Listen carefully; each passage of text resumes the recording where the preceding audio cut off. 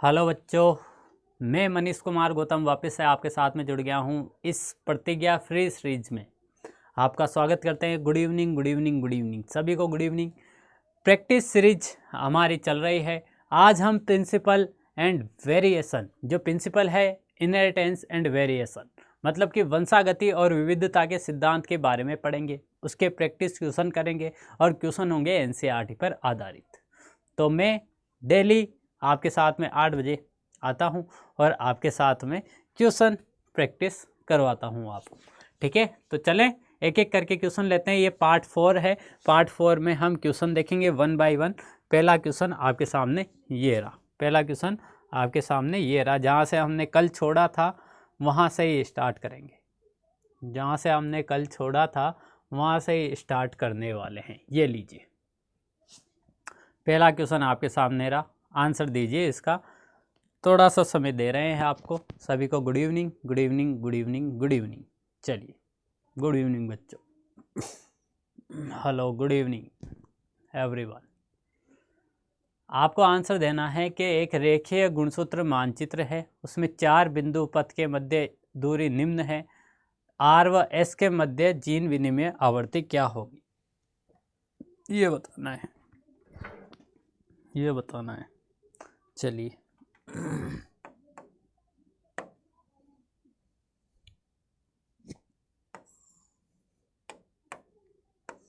करिए आप क्वेश्चन।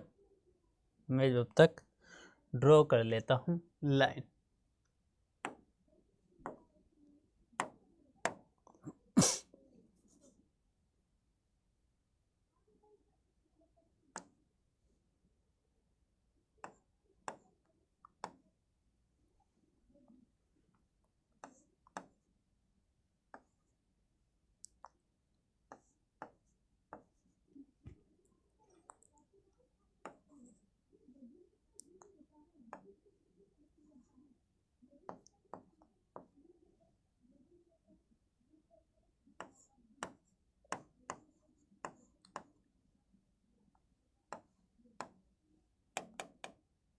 कर लीजिए क्वेश्चन को। मैं आप सोल्व कर लीजिएगा और पेन कॉपी लेकर बैठिएगा। पेन कॉपी लेकर बैठोगे तो अच्छे से सोल्व होगा, अदरवाइज सोल्व नहीं होने वाला है। ठीक है, अगर मान लीजिए यहाँ पे एस ले लें तो एस से पी के बराबर कितनी दूरी, तो 6 दिखा रही है। कितनी दिखा रही है? 6 दिखा रही है। एस से पी बराबर यहाँ पर कितनी दिखा रही है? मान लीजिए यहाँ पर है पी, तो यहाँ पर कितनी दिखाएगी? यहाँ पर 6 दिखाएगी। ठीक है, और P से लेकर Q तक अगर हम बात करें, P से लेकर कहाँ तक बात करें? Q तक, तो कितनी दिखाएगी? 20 दिखाएगी। P से लेकर Q तक 20 दिखाने वाली है। ठीक है, और अगर हम बात करें, ये S है, ये क्या है? S, और S से लेकर R तक अगर हम बात करें, यहाँ पर मान लीजिए ये क्या है? S, और S है, और यहाँ पर R है, तो S से R के बीच में कितनी दिखा रही है? S से R के बीच में कितनी दिखा रही है? अगर 12 में से यहाँ पर टोटल कितनी है? 12, और यहाँ पर 8 है, तो यहाँ पर S से R के बीच में 6 दिखा रही है। कितनी दिखा रही है? 6। ये लीजिए, तो कितनी हो सकती है? और S से R के बीच में, तो R ये रहा, S ये रहा, 12 और 6।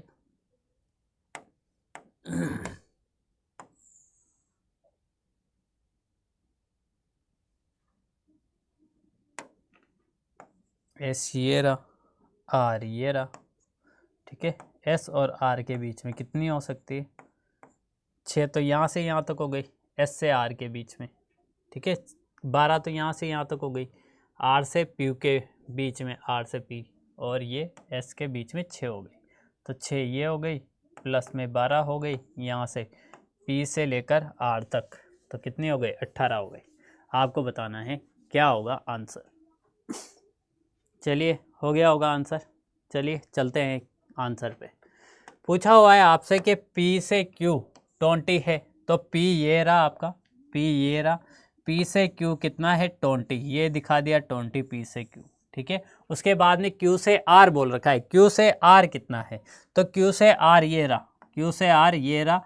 Q से R कितना है? Q से R 8 सेंटीमॉर्गन है। सेंटीमॉर्गन में देखते हैं इसे दूरी को, सेंटीमॉर्गन में। ठीक है। तो 4 बिंदु दे रखे हैं, एक ये रहा, 2 ये रहा, 3 ये रहा, चौथा ये रहा। एस को इधर भी लेके आ सकते हो, वो कंडीशन पे डिपेंड करेगा। उसके बाद में बोला है क्यू और आर के बीच में कितना डिस्टेंस है, तो 8 डिस्टेंस है। पी और एस के बीच में कितना डिस्टेंस है, तो 6 डिस्टेंस है, 6 सेंटीमोर्गन। अगर हम बात करें पी से आर के बीच में कितना डिस्टेंस है, तो पी के आर के बीच में यहाँ पर 12 डिस्टेंस है। आपको बताना है आर और एस के मध्य कितनी दूरी होगी। तो पी और एस के मध्य कितना है, 6। अगर एस यहाँ पे है, एस यहाँ पर है, तो ये 6 इधर चेंज, अगर ये 6 पी और एस के बीच में 6 अगर उठा कर रख दे, तो और ये भी हो सकता है कि 6 यहाँ पर आ जाए, है ना, बीच में अगर आना चाहे तो आ सकता है। और अगर आप 6 एस को आर से इधर कर लो, तो यहाँ पर पी से आर तक तो कितनी है, 12, और पी से एस तक कितनी है, 6। तो 12 और 6 कितने हो जाएंगे, 18 हो जाएंगे। 12 और 6 कितने हो जाएंगे, एक तो 18 हो गई, आर से एस के बीच में कितनी हो गई, 18 सेंटीमोर्गन, और एक हो गई आर से एस के बीच में, ये 6 सेंटीमोर्गन है। अगर ये 6 सेंटीमोर्गन है, तो यहाँ पर ये देखिए, ये जो आपका एस दिखाई दे रहा है, ये क्या दिखाई दे रहा है, एस।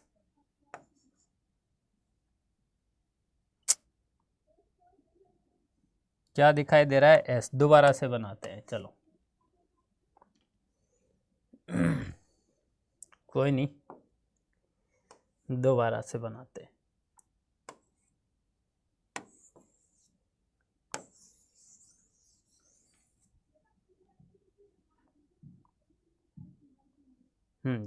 दोबारा से बनाते हैं,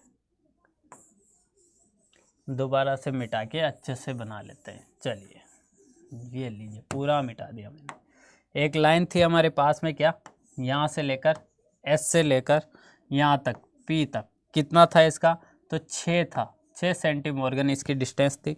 उसके बाद में पी से लेकर कहाँ तक, पी से लेकर आर तक अगर हम बात करें, पी से लेकर आर और आर से लेकर क्यू, तो आर से लेकर क्यू कितनी है, 8 सेंटीमोर्गन है। कितनी है, 8 सेंटीमोर्गन।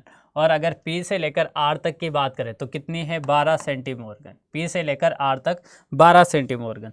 क्या सर एस यहाँ पर लगा सकते हैं, बिल्कुल। अगर एस इधर है और पी यहाँ पर है, मान लीजिए एस इधर है और ये पी यहाँ पर है, तो पी और एस इधर आ गया तो कितनी हो सकती है 6 हो, 12 में से 6 हो सकती है, ठीक है, पी से एस के बीच में। तो एस यहाँ पर भी लगा सकते हो आप, बीच में भी, ठीक है। अगर आपने बीच में एस लगा दिया तो यहाँ पर भी हो सकती है। उसके बाद में बात करें पी से लेकर क्यू तक की जो डिस्टेंस है वो कितनी है, 20 सेंटीमोर्गन। कितनी है, 20 सेंटीमोर्गन। और एक पूछा है आपसे आर से एस, अगर आप आर से एस लो तो ये रहा आर से एस, है ना। आर से अगर आप एस तक की बात करो, जो आपको दिखाई दे रहा है आर से एस, आर से एस दिखाई दे रहा है, तो कितना था, पी तक तो था यहाँ पर, कितना हो जाएगा, पी तक तो था 12 और एस तक पूरा हो जाएगा 18। कितना हो जाएगा, 18 सेंटीमोर्गन।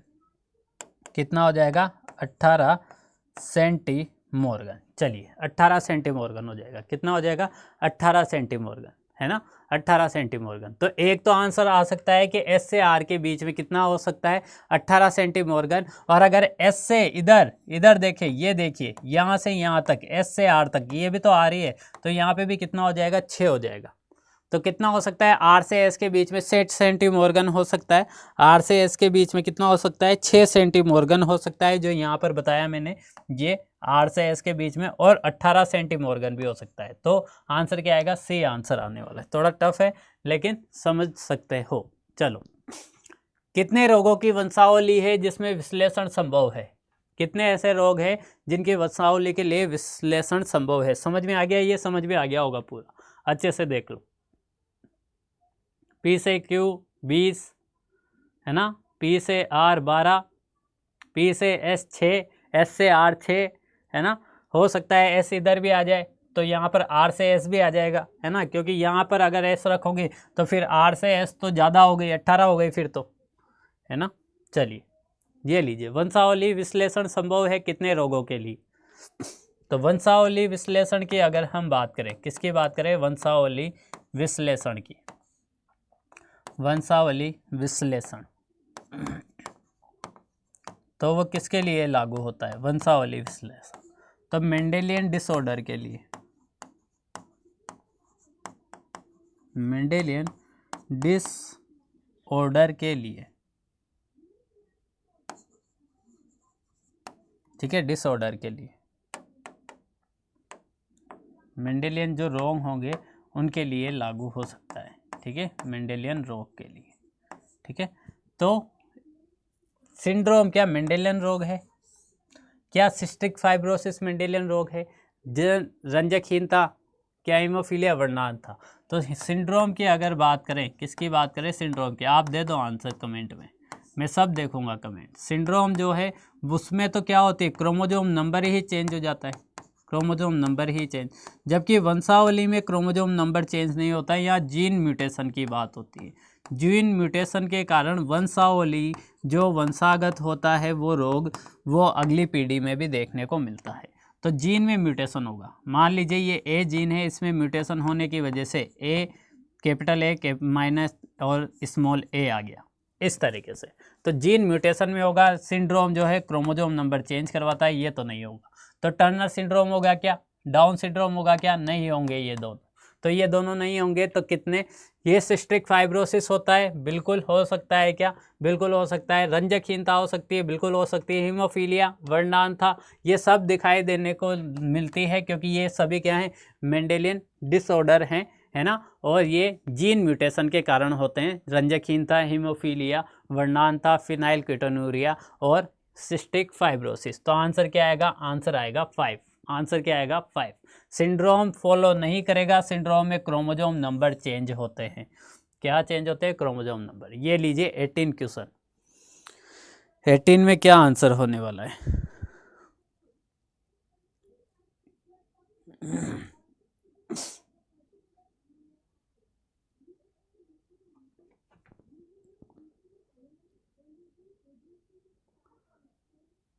आपको दिया हुआ है क्या? प्लस बी ए बी, ये तो क्या है? 41, ठीक है। और plus B A B, plus B नहीं प्लस ए बी,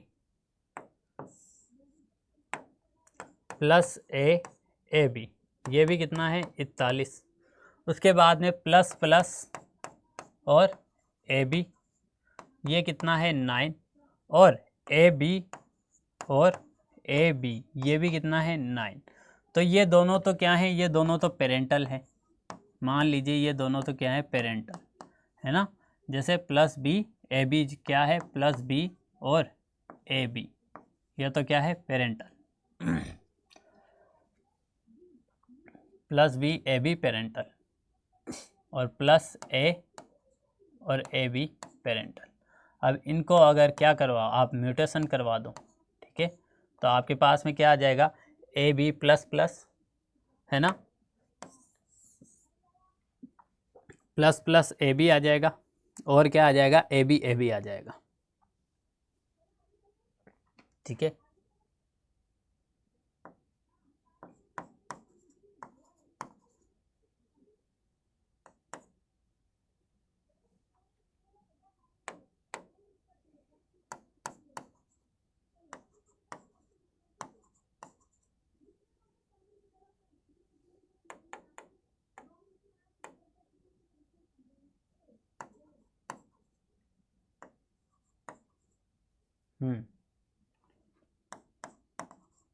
तो आप अगर म्यूटेशन कराओगे इन दोनों में तो इस तरीके से आएगा।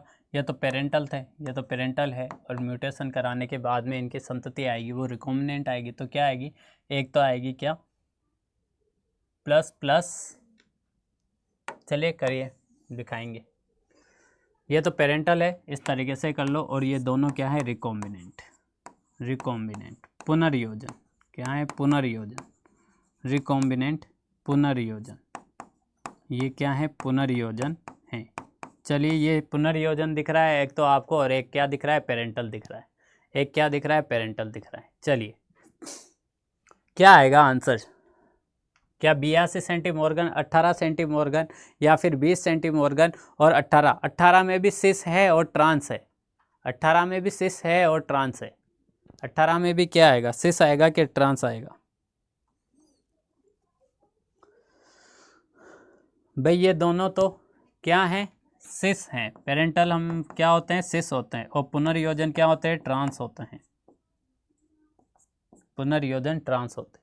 तो यहाँ पर हम एक सूत्र लेते हैं रिकॉम्बिनेंट फ्रीक्वेंसी के लिए, रिकॉम्बिनेंट फ्रीक्वेंसी के लिए हम एक सूत्र लेते हैं, क्या निकालते हैं रिकॉम्बिनेंट फ्रीक्वेंसी को, जो रिकॉम्बिनेंट है, जो रिकॉम्बिनेंट है पुनर्योजन है, रिकॉम्बिनेंट को आप किससे भाग कर दो, टोटल से, जितना आपके पास में है उस टोटल से भाग कर दो, तो कितना आ जाएगा, रिकॉम्बिनेंट कितना है आपके पास में, 9 + 9 18 रिकॉम्बिनेंट है, कितना रिकॉम्बिनेंट है, 18 रिकॉम्बिनेंट है, 18, और टोटल कितना है, तो 41 41 कितना हो गया, 84 82 है ना, और 82 और 18 कितना हो गया, 100 हो गया, तो 18/100 आ जाएगा, कितना आ जाएगा, 18/100, और आप क्या कर लोगे यहाँ पर 100 से मल्टीप्लाई, है ना, तो मान लीजिए 100 से मल्टीप्लाई किया, परसेंटेज में आ गया, अगर सेंटीमॉर्गन में लाना है तो आप क्या कितना लाओगे, 18 सेंटीमॉर्गन आ जाएगा, कितना आ जाएगा, 18 सेंटीमॉर्गन, और किसके लिए आएगा, ट्रांस के लिए, 18 सेंटीमॉर्गन किसके लिए आएगा, ट्रांस के लिए आने वाला है, किसके लिए आने वाला है, ट्रांस के लिए, 18 सेंटीमॉर्गन इंटू 100 भी कर सकते हो, तो आप 100 से 100 कट कर सकते हो अगर सेंटीमॉर्गन भी लाना चाहते हो, तो आंसर क्या आएगा, 18 सेंटीमॉर्गन आएगा ट्रांस के अंदर। चलिए ये लीजिए नेक्स्ट क्वेश्चन, संतति 1:1:1 अनुपात प्राप्त किया जा सकता है संतति का, उस संकरण के लिए पादप है, capital T capital T capital R small T capital R capital T small T capital R small T small R और capital T small T small R small T small capital T small T small R, क्या होगा answer, बनाइए करिए, इसका क्या होने वाला है।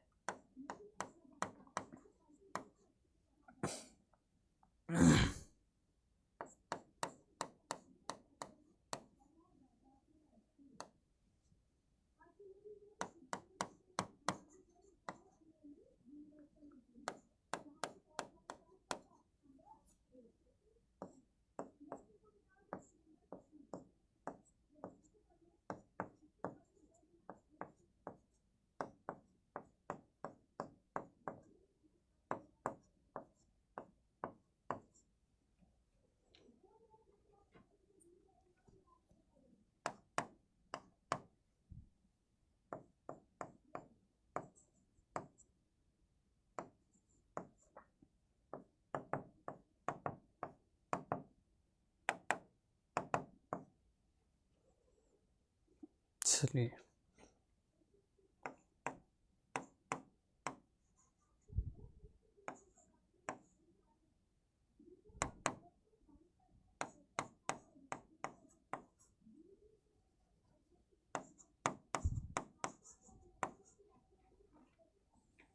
कैपिटल टी स्मॉल टी जल्दी से कर लीजिए question, capital T small R capital T small R, एक आएगा स्मॉल टी कैपिटल आर, एक आएगा स्मॉल आर, चारों अलग दिख रहे हैं क्या, कोई किसी से सेम दिख रहा है क्या, capital T capital R small R, इनमें से तीनों में से कोई दिख रहा है, नहीं दिख रहा, क्या कैपिटल टी स्मॉल आर कहीं दिख रहा है, नहीं दिख रहा दूसरा, तो ये 1/1/1 आ जाएगा, कितना आ जाएगा, 1/1। अगर आप कौन सा लोगे, अगर आप लेते हो capital T capital R small R का क्रॉस किससे करवाते हो, क्रॉस करवाते हो आप स्मॉल टी स्मॉल आर से, और सर ये 4 दे रखे हैं उसमें से किसका अनुपात 1:1:1 आ सकता है, तो ये तो क्या थे, हेट्रोजाइगस का होमोजाइगस के साथ में क्रॉस करवाए, होमोजाइगस रिसेसिव, तो टेस्ट क्रॉस है ये क्या है, ये टेस्ट क्रॉस है, क्या है ये टेस्ट क्रॉस दिख रहा है आपको, है ना, टेस्ट क्रॉस दिख रहा है जिसमें 1:1 रेशो आता है, और कौन सा दिख रहा है टेस्ट क्रॉस, हाँ जी, और कौन सा दिख रहा है टेस्ट क्रॉस,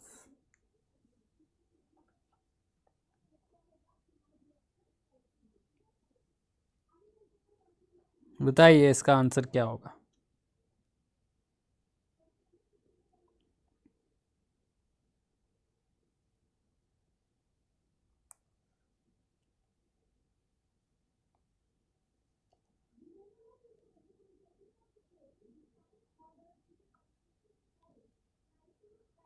बताइए।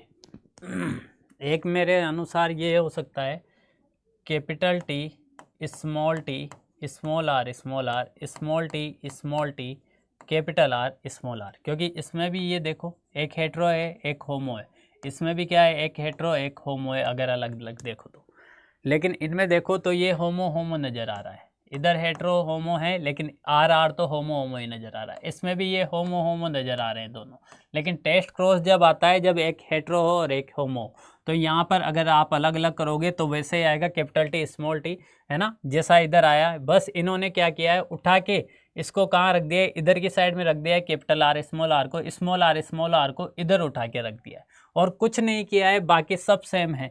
तो क्या ये भी इसमें भी सेम आएगा रेशो? बिल्कुल इसमें भी सेम वे चलेगा और इसमें भी क्या आएगा आंसर 1:1:1:1 आ जाएगा। ठीक है, किसका रेशो आएगा? यही रेशो आने वाला है, कैपिटल टी स्मॉल टी, यही रेशो यहाँ पर आने वाला है, capital T small T capital R small R, capital T small R small R, है ना, capital T small T capital R small R, small T small R. तो answer क्या आएगा?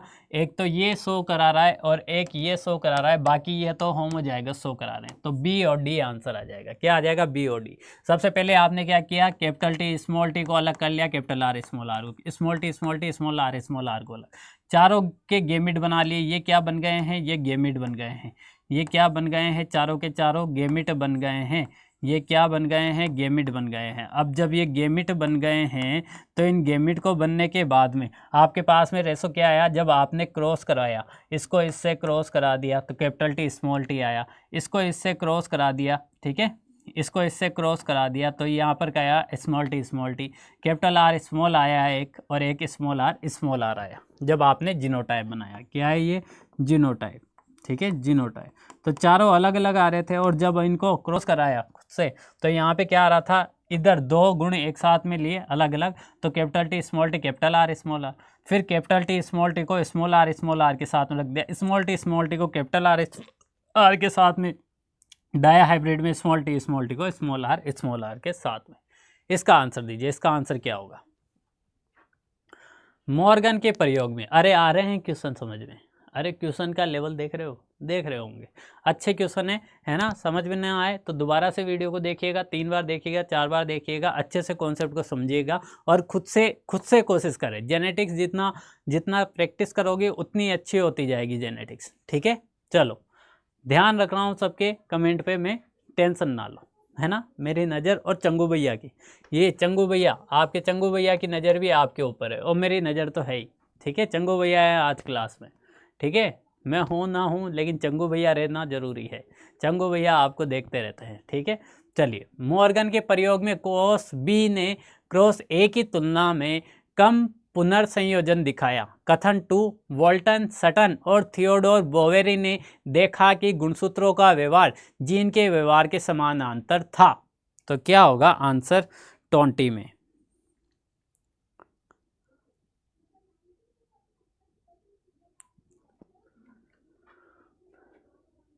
क्या होगा आंसर 20 में? चलिए ये लीजिए, 20 में क्या होगा आंसर बताइए। मॉर्गन के प्रयोग में क्रॉस बी ने क्रॉस ए की तुलना में कम पुनर्संयोजन बताया। नहीं यार, पुनर्संयोजन और पेरेंटल जो होते हैं वो 50% ही होते हैं मॉर्गन के प्रयोग में, तो है ना, 50% ही होगा, पेरेंटल भी 50 होगा, रिकॉम्बिनेंट भी 50% होगा। ये 50% है नॉर्मली, तो ये 50 से अधिक हो सकता है लेकिन ये 50 से अधिक नहीं हो सकता है, ये 50 या 50 से कम ही रहेगा। ठीक है, ये 50 या 50 से कम ही रहने वाला है। चलिए, वॉल्टर, सटन और थियोडोर बोवेरी ने देखा कि गुणसूत्रों का व्यवहार जीन के व्यवहार के समांतर होता है। तो गुणसूत्र में अगर कोई मान लीजिए म्यूटेशन आ गया, गुणसूत्र में क्या आ गया? म्यूटेशन आ गया, तो क्या जीन में भी म्यूटेशन आ गया? क्या बिल्कुल जीन में भी म्यूटेशन आ गया, क्योंकि जीन ही मिलकर क्या बनाते हैं? क्रोमोसोम बनाते हैं। तो क्रोमोसोम में म्यूटेशन मतलब कि जीन में mutation, gene is the part of DNA, DNA में भी म्यूटेशन। ठीक है ना, तो आंसर क्या आएगा? ये तो गलत बात है कि मॉर्गन ने प्रयोग में क्रॉस बी और क्रॉस ए की तुलना में कम पुनर्संयोजन दिखाता है ये क्रॉस बी। दोनों ही सेम दिखाते हैं, चाहे वो ए हो चाहे वो बी हो, क्रॉस ए हो चाहे क्रॉस बी हो। मान लीजिए ये क्रॉस ए है, क्रॉस बी है, ये दोनों ही सेम ही दिखाते हैं, है ना, सेम ही पुनर्संयोजन दिखाते हैं। 50-50% ही दिखाएगा, दोनों हो सकता है 40% दिखाए रिकॉम्बिनेंट और दोनों 30% भी दिखा सकता है। ऐसा नहीं है कि एक 40 दिखाएगा, एक 30 दिखाएगा, एक 50 दिखाएगा, एक 30 दिखाएगा, दोनों सेम दिखाएंगे, है ना। चलो, तो कथन 1 गलत, 2 सही। आंसर क्या आएगा? डी आएगा। आंसर क्या आएगा? डी आएगा। चलिए इसका बताइए, बहुयुग विकल्पी के संदर्भ में कौन सा कथन सही है? एबीओ रक्त समूह जीन 1 की 3 युग्मक विकल्पी IA IB IO होती है। एलिल IA IB एक ही प्रकार की शर्करा का निर्माण करते हैं। एबीओ रुधिर समूह में 6 प्रकार के लक्षण प्रारूप के संयोग बन सकते हैं। मनुष्य में प्रत्येक व्यक्ति में आई जीन के 3 एलिल में से केवल 2 एलिल पाए जाते हैं। आई जीन के 3 एलिल होते हैं लेकिन मनुष्य में 2 एलिल पाए जाते हैं। कौन सा होगा? चंगू भैया आपसे पूछे क्वेश्चन। चंगू भैया यहाँ पे पूछे क्वेश्चन। चंगू भैया आपकी क्लास में पूछे क्वेश्चन। क्वेश्चन क्या पूछे चंगू भैया? पूछे हैं, इनका बताइए। एक भी आपने गलत कर हटा दिया तो आपके पास में आंसर आ जाएगा। भाई ए 3 ऑप्शन में दिखाई दे रहा है, बी भी 3 ऑप्शन में दिखाई दे रहा है, डी 2 ऑप्शन में, सी 2 ऑप्शन में दिखाई दे रहा है ना जी? हाँ जी। चलिए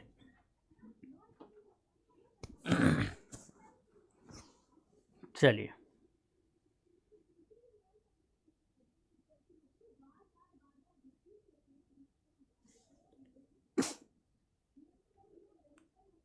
दीजिए इसका आंसर क्या होगा? इसका आंसर जीन के 3 युगल विकल्प होते हैं क्या? जीन आई के, ये आई जीन है।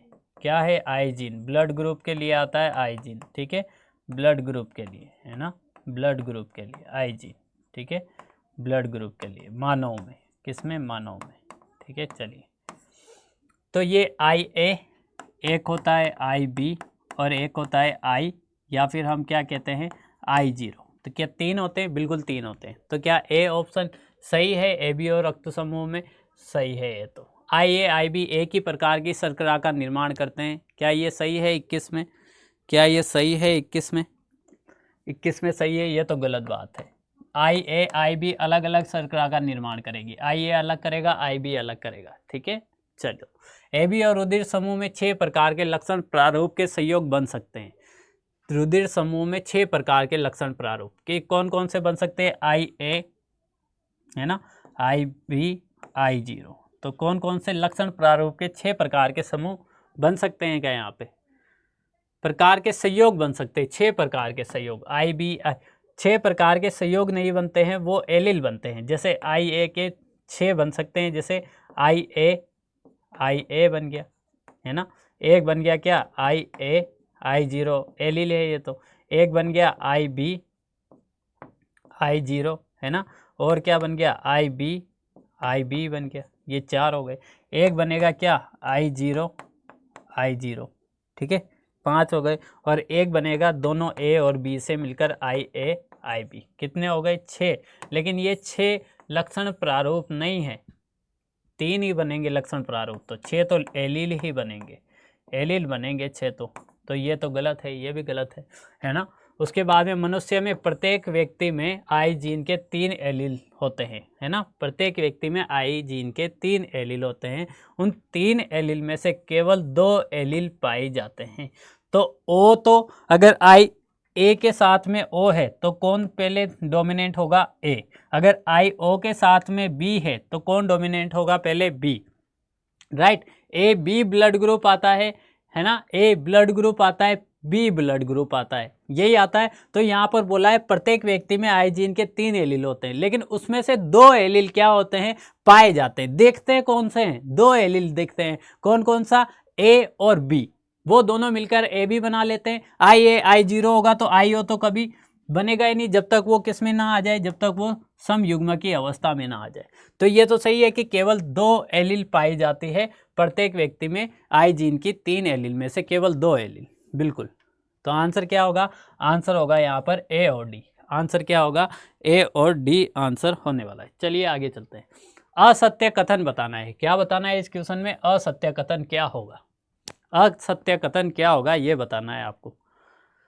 गुणसूत्रों का पृथक्करण एनाफेज 1 में होता है। ड्रोसोफिला एकल मिलन पर अधिक संख्या में प्रोजेनी उत्पादित कर सकती है और कॉल कोरेंस मेंडल के कार्यों की पुनः खोज करने वालों में से एक थे और वंशागति का गुणसूत्रीय सिद्धांत मेंडल के नियमों की व्याख्या करने में असमर्थ था।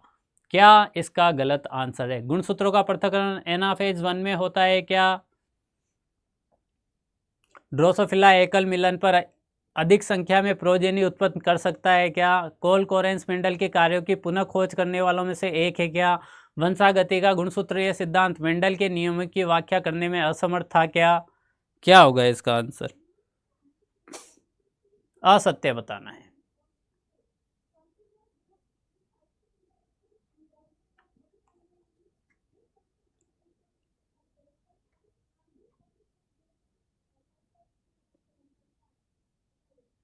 चलिए मैं चलता हूँ, आपने दे दिया होगा आंसर। चलिए आंसर दे दिया होगा, ए बी सी डी जो भी दे रहे हैं। चलिए, गुणसूत्र का पृथक्करण एनाफेज 1 से होता है, बिल्कुल होता है एनाफेज 1 से। और ड्रोसोफिला एकल मिलन पर अधिक संख्या में प्रोजेनी उत्पादित कर सकती है, बिल्कुल एक ही बार में एक मिलन में एक से ज़्यादा अधिक संख्या में प्रोजेनी बना सकती है। कोल कोरेंस जो थे, टेस्मा कोल कोरेंस है ना, 3 साइंटिस्ट थे, उन्होंने पुनः खोज की थी किनके? मेंडल के कार्यों के। और वंशागति का गुणसूत्रीय सिद्धांत मेंडल के नियमों की व्याख्या करने में असमर्थ था। अरे समर्थ था, उन्होंने तो अच्छे से बताया है कि भाई तुमने तो बताया था, मेंडल ने बताया था कि फैक्टर क्या होता है, मेंडल ने बताया कि फैक्टर क्या होते हैं, इन्होंने बताया क्रोमोजोम क्या है, इन्होंने क्रोमोजोम बताया, और क्रोमोजोम किसका बना होता है ये भी बताया, और क्रोमोजोम का व्यवहार क्या होता है, और क्रोमोजोम में डीएनए पाया जाता है और जीन पाया जाता है, ये भी बताया। ठीक है, मतलब ये क्रोमोजोम के बारे में बताए गए हैं, व्यवहार और संरचना के बारे में। तो वंशागति का गुणसूत्रीय सिद्धांत इन्होंने दिया था और ये मेंडल को फॉलो कर रहा था, क्योंकि मेंडल ने फैक्टर के बारे में बताया था, इन्होंने भी बोला क्रोमोजोम के अंदर फैक्टर होते हैं, है ना। तो क्या ये समर्थ कर रहे थे? बिल्कुल समर्थन कर रहे थे, यहाँ पे असमर्थ थोड़ी ना होगा। तो यही गलत है, यही क्या है, डी ही गलत है। आपसे पूछा क्या है? असत्य पूछा है, डी ही असत्य है, डी ही क्या है? असत्य है। यहाँ पर डी ही असत्य है, गलत है। चलो, डी ही असत्य है, बाकी सारे सत्य हैं, बाकी सारे सत्य हैं, यही है आंसर, यही है आंसर। चलो नेक्स्ट क्वेश्चन 23। बहुप्रभाविता क्या है? बहुजीनी विशेषक क्या है? मल्टीपल एलील क्या है? सप्रभाविता क्या है? ये आपको बताना है। चंगू भैया वापस से खुश, क्योंकि आपके क्वेश्चन हो रहे हैं फुस, है ना, आपके क्वेश्चन हो रहे हैं फुस। ये लीजिए, क्या हुआ? खुशी बर्दाश्त नहीं हो रही चंगू भैया की, सोच रहे हैं कि इसका आंसर क्या होगा। जेनेटिक्स बहुत हार्ड चल रही है, बहुत हार्ड है, बहुत हार्ड है, बिल्कुल हार्ड है, लेकिन कॉन्सेप्ट समझते हो तो हार्ड नहीं लगेगी।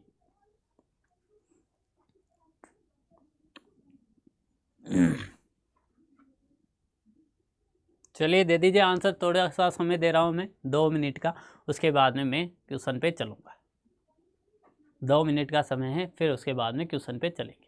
बहुप्रभाविता एकल जीन अनेक दृश्य प्रारूप फिनोटाइप लक्षणों को प्रकट करते हैं। बहुजीनी विशेषक एक, दो या दो से अधिक जीनों को नियंत्रित करता है। मल्टीपल एलील में समष्टि के अध्ययन में ही देख सकते हैं इसे। सप्रभाविता में F1 फिनोटाइप दोनों जनकों के समान नहीं होते, F1 फिनोटाइप दोनों जनकों के समान नहीं होते कोडोमिनेंस में। गलत मिलान करना है, क्या करना है? गलत मिलान, गलत मिलान कीजिए। क्या कीजिए? गलत मिलान कीजिए, गलत मिलान।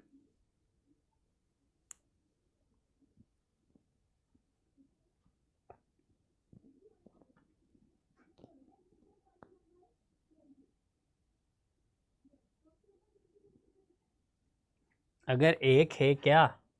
कोडोमिनेंस, है ना, एक है IA ब्लड ग्रुप से समझ लेते हैं, एक है IB है ना, राइट। तो क्या इससे क्या बनेगा? IAIB बनेगा, है ना। क्या दोनों से समान है? एक से यहाँ पे आया, एक से यहाँ पे आया, बिल्कुल दोनों जनकों के समान नहीं होते। ये देख रहे हो, एक मैंने ले लिया मान लो दूसरा एग्जाम्पल IAIB, और उसका क्रॉस करवा दिया मैंने IA-IB, तो एक संतति ऐसी आएगी जो इनके समान होगी, जिसका नाम क्या होगा, IA-IB। ये लीजिए, क्या ये जनकों के समान दिख रहे हैं? बिल्कुल दिख रहे हैं, है ना। चलो चलते हैं कि बहुप्रभाविता क्या होती है। पॉलीजेनिक, पॉलीडोमिनेंस, ठीक है। तो एकल जीन एक से ज़्यादा फिनोटाइप को प्रकट करता है, बिल्कुल पॉलीजेनिक इनहेरिटेंस बोलते हैं, ठीक है। उसके बाद में बहुजीनी, बहुजीनी विशेषक क्या है, दो से अधिक जीन, दो या दो से अधिक जीनों द्वारा एक लक्षण का क्या किया जाता है, नियंत्रण किया जाता है, जिसे क्या बोलते हैं, पिलियोट्रोपिक बोलते हैं। चलिए, ठीक है। बहुजीनी विशेषक। मल्टीपल एलील क्या है, एक से ज़्यादा एलील, है ना। किसके अध्ययन में देख सकते हैं आप, समष्टि के अध्ययन में देख सकते हैं, बिल्कुल। सप्रभाविता F1 फिनोटाइप दोनों जनकों के समान नहीं होते, सप्रभाविता में दोनों जनकों के समान होते हैं। ये देखिए, ये क्या है, ये संतति दोनों जनकों के समान दिखाई दे रही है, हाँ दिखाई दे रही है। ये मान लीजिए मादा है और ये नर है, तो दोनों के समान ही दिखाई दे रही है, दिखाई दे रही है। यहाँ समान नहीं होती, ये गलत बात, यही गलत है, यही गलत है। तो क्या आंसर आएगा, डी आंसर आने वाला है। क्या आंसर आने वाला है, डी आपका आंसर आने वाला है। पूछा क्या है, गलत पूछा है। चलिए ये लीजिए, प्रभाविता जीन का अथवा उसके उत्पाद का स्वायत्त लक्षण नहीं होता जब एक से अधिक जीन समान फिनोटाइप नियंत्रित करे। प्रभाविता जीन, डोमिनेंस जीन जो है या फिर उसके उत्पाद का स्वायत्त लक्षण नहीं होता है जब एक से अधिक जीन समान फिनोटाइप नियंत्रित करे। एक से अधिक लक्षण प्रारूप एक ही जीन द्वारा नियंत्रित होते हैं, एक से अधिक जीन प्रारूप एक ही जीन द्वारा नियंत्रित होते हैं, एक लक्षण के लिए एक से अधिक एलील होते हैं। क्या होगा,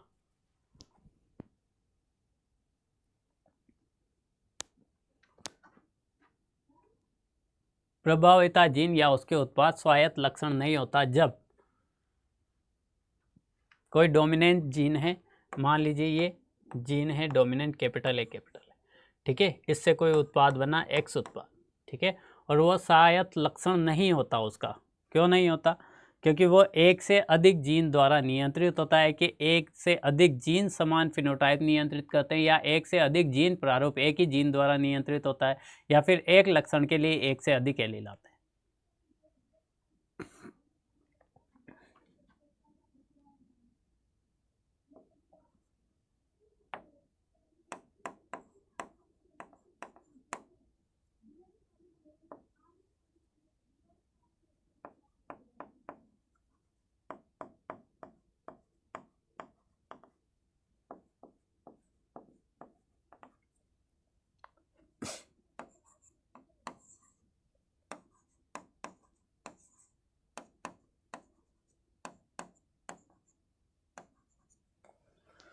चलिए,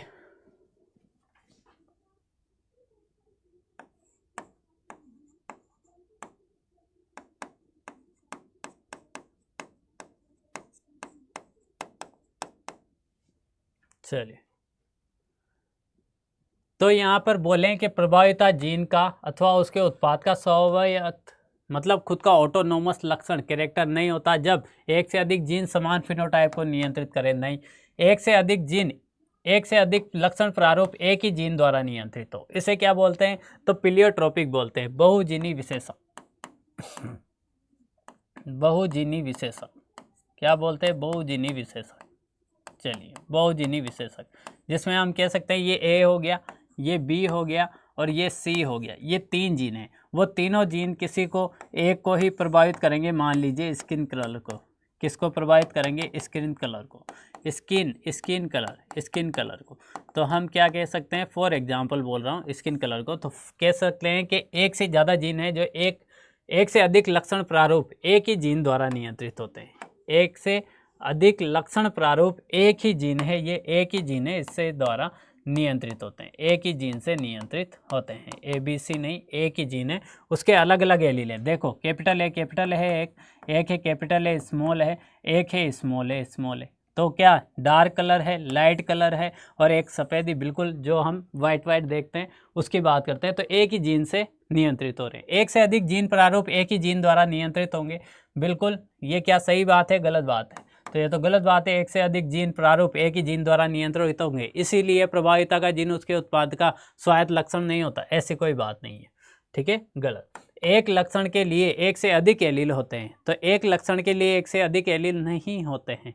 एक लक्षण के लिए तो एक या दो ही एलील होंगे, मैक्सिमम 2 होंगे, 2 से ज़्यादा थोड़ी ना होंगे एक लक्षण के लिए। ठीक है, जैसे डोमिनेंट है तो उसके लिए ये रहे एलील, उसके बाद में ये रहे, 2 ही तो हैं, या तो कैपिटल है या कैपिटल है स्मॉल है, ये दूसरा आ गया। एक है ये लो, स्मॉल है कैपिटल है स्मॉल है, 2 ही तो आ रहे हैं, है ना। तो ये तो गलत बात है। आंसर क्या आएगा? बी आंसर आएगा। चलिए इसका बताइए आंसर, 25 का आंसर क्या होगा? जेनेटिक्स मीन्स हार्ड इच नहीं है ना। चलिए त्वचा का रंग बताना है।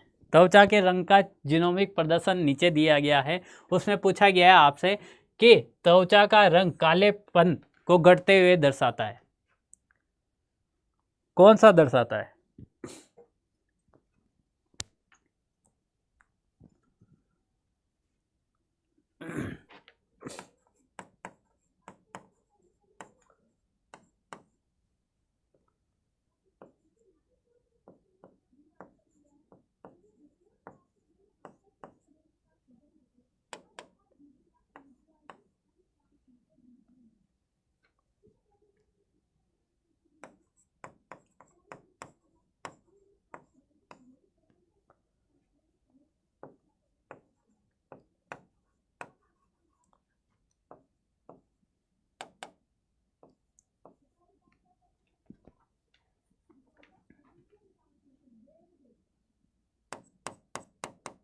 आपको सही क्रम बताना है भाई, है ना। त्वचा के रंग, त्वचा का कौन सा रंग? कालेपन का। कालापन धीरे धीरे घटता जाता है, मतलब काला धीरे धीरे घट के मेरी तरह गोरा हो जाता है। मैं गोरा हूँ, बिल्कुल हूँ, आपको गलतफहमी है, मैं हूँ गोरा। ठीक है, तो यहाँ पर बोला हुआ है कि कालापन जो है वो धीरे धीरे घटता जाएगा, है ना। ऐसा आपको जीनोमिक प्रदर्शन नीचे दिया गया है। इसको आपको अरेंजमेंट करना है कि किस जीनोमिक प्रारूप में सबसे ज़्यादा काला रंग दिखेगा त्वचा का, उसके बाद में उससे कम काला किस में दिखेगा, उससे कम काला किस में दिखेगा, उससे कम काला किस में दिखेगा। ठीक है, चलिए तो चलिए यहाँ से ये जो है ये सारे डोमिनेंट है, डोमिनेंट है, क्या है सारे? All dominant. ऑल डोमिनेंट है तो यहाँ पर ज़्यादा काला दिखेगा, ज़्यादा डार्कनेस दिखेगी, है ना, क्योंकि यहाँ पर क्या होगा? मिलेनिन ज़्यादा बनेगा। क्या बनेगा? मिलेनिन ज़्यादा बनेगा। डोमिनेंट है ना, मिलेनिन ज़्यादा। अब मिलेनिन अगर ज़्यादा बन रहा है तो वो कैसा दिखाएगा? डार्क कलर दिखाएगा। मिलेनिन ज़्यादा बन रहा है तो कैसा कलर दिखाएगा? डार्क कलर दिखाने वाला है। चलो मिलेनिन ज़्यादा बन रहा है तो क्या दिखाएगा? डार्क कलर, काला कलर, डार्क। उसके बाद में यहाँ पे थोड़ा कम हो जाएगा, यहाँ पर बिल्कुल ब्राइट हो जाएगा, मतलब सफ़ेद कलर रंग हो जाएगा। कैसा हो जाएगा? सफ़ेद रंग, क्योंकि डोमिनेंट बचा ही नहीं है ना। सफ़ेद रंग हो जाएगा, डोमिनेंट बचा ही नहीं है। मिलेनिन बन ही नहीं रहा, लेकिन नहीं बन रहा, या फिर बिल्कुल कम बन रहा है। मिलेनिन बिल्कुल कम बन रहा है, बिल्कुल कम, बिल्कुल कम। तो इस तरीके से ये घटते जाएगा। मिलेनिन का जो ग्राफ है, मिलेनिन का जो यहाँ पर मिलेनिन वर्णक है वो धीरे धीरे घटता जा रहा है। घटता क्रम क्या हो रहा है? ये घटता क्रम है। ठीक है, तो सबसे पहले आएगा capital A, capital A, capital B, capital C, third इसमें देख रखे हैं। उसके बाद में आएगा एक जीन में म्यूटेशन कराओगे, capital A, capital B, small B, capital C. यहाँ पे 2 जीन में म्यूटेशन हो रहा है, यहाँ पे तो पूरे 3 जीन में ही म्यूटेशन हो रहा है। यहाँ 2 एलील में म्यूटेशन हो रहा है, यहाँ पे 1 एलील में हो रहा है। तो थर्ड के बाद में आएगा 1, 1 के बाद में आएगा 2, 2 में क्या हो रहा है? यहाँ पर 2 बी में हो रहा है, यहाँ पर किसी में नहीं हो रहा, सभी क्या है? डोमिनेंट है। यहाँ पर इस एक में हो रहा है, स्मॉल बी में। तो सबसे पहले इसमें थोड़ा मिलेनिन कम होगा, फिर इसमें थोड़ा ज़्यादा मिलेनिन कम होगा तो थोड़ा और ज़्यादा सफ़ेद रंग आएगा, फिर इसमें पूरा ही मिलेनिन ख़त्म हो जाएगा, बिल्कुल ही नहीं बनेगा, लेकिन थोड़ा सा बनेगा बेसल लेवल, तो बिल्कुल सफ़ेद रंग आ जाएगा। मिलेनिन का क्या हो जाएगा? घट जाएगा क्रम। तो सी आंसर आएगा इसमें। ये थे आपके क्वेश्चन आज की कक्षा के, और क्वेश्चन आपको अच्छे लगे होंगे, और क्वेश्चन अगर अच्छे लगे हैं तो इस सेशन को लाइक कर देना, शेयर कर देना, और चैनल पे नए हो तो सब्सक्राइब कर देना, है ना। फिर से मिलते हैं नई क्लास में। All the best, thank you so much. और इस तरीके से पढ़ते रहिए, है ना। दिवाली की छुट्टियों में पढ़ना ना भूलें। दिवाली है, ठीक है, करें, दिवाली मनाएं, है ना। अपने घर वालों के साथ रहे, सारी चीज़ें करें, लेकिन पढ़ाई को भी थोड़ा थोड़ा 2-3 घंटे, 2 घंटे 3 घंटे, 2 घंटे 3 घंटे समय देते रहें, मेरी क्लास में जुड़े रहें, ठीक है, ताकि कंसिस्टेंसी आपकी बनी रहे। ये जेनेटिक्स है, आपको पता ही है जेनेटिक्स क्या चीज़ है, राइट। तो थैंक यू सो मच, मिलते हैं नेक्स्ट क्लास में आपके साथ में।